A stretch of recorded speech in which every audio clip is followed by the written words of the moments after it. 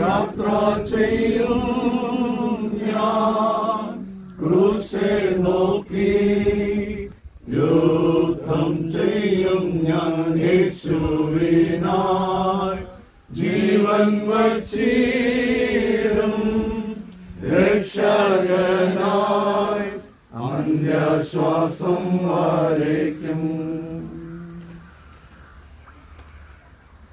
നമുക്ക് പ്രാർത്ഥിക്കാം. കർത്താവ് നിങ്ങളോട് കൂടെ ഇരിക്കട്ടെ. കർത്താവെ, ഞങ്ങളോട് കരുണയുണ്ടാകണമേ. കർത്താവെ, ഞങ്ങളോട് കരുണയുണ്ടാകണമേ.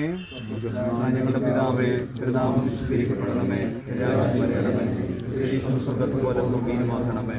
ഞങ്ങൾക്ക് ആവശ്യമുള്ള ആഹാരം തരണമേ. ഞങ്ങളുടെ കടക്കാരോട് ഞങ്ങൾ സൂക്ഷിക്കുന്ന പോലെ ഞങ്ങളുടെ കടങ്ങളോട് ക്ഷമിക്കണമേ. ഞങ്ങളെ രക്ഷിക്കണമേ. രാജ്യവും ശക്തിയും മഹത്വവും എന്നേക്കും വഹിക്കാവുന്നവല്ലോ. കർത്താവെ, അടിയനായ വിസ്താരത്തിൽ പ്രവേശിപ്പിക്കരുതേ.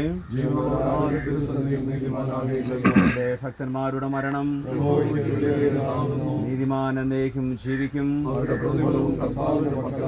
നീതിമാന്മാരുടെ ആത്മാക്കൾ ദൈവത്തിന്റെ കയ്യിലാകുന്നു. കർത്താവിൽ മരിക്കുന്ന വൃതന്മാർ ഭാഗ്യവാന്മാർ. ജീവന്റെ വഴി അങ്ങ് എനിക്ക് കാണിച്ചു തരും. അവിടുത്തെ സന്നിധിയിൽ സന്തോഷ പരിപൂർണതയും. കർത്താവേ, ഞങ്ങളുടെ പ്രാർത്ഥന കേൾക്കണമേ.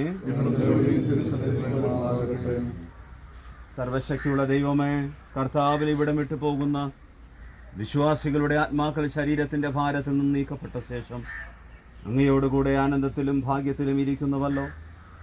ഞങ്ങൾ തിരുമുമ്പാകെ ഓർക്കുന്ന ഞങ്ങളുടെ വന്യ അച്ഛൻ്റെ ജീവിതത്തിനായും സേവനത്തിനായും ഞങ്ങളങ്ങയ്ക്ക് മനഃപൂർവ്വമായി സ്തോത്രം ചെയ്യുന്നു.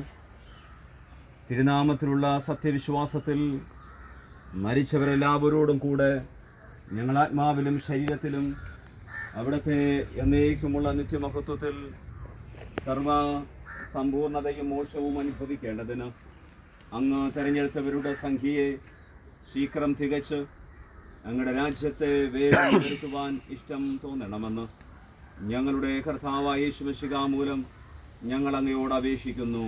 ആമേൻ. ഇപ്പോൾ പിതാവിൻ്റെയും പുത്രൻ്റെയും പരിശുദ്ധാത്മാവിൻ്റെ നാമത്തിൽ ഈ കല്ലറ വന്യ അച്ഛൻ്റെ ഭൗതിക ശരീരത്തിന് ക്രിസ്തുവിൻ്റെ വരവുവരെയും ഒരു വിശ്രമ സ്ഥലമാക്കി വേർതിരിച്ച് പ്രതിഷ്ഠിക്കുന്നു.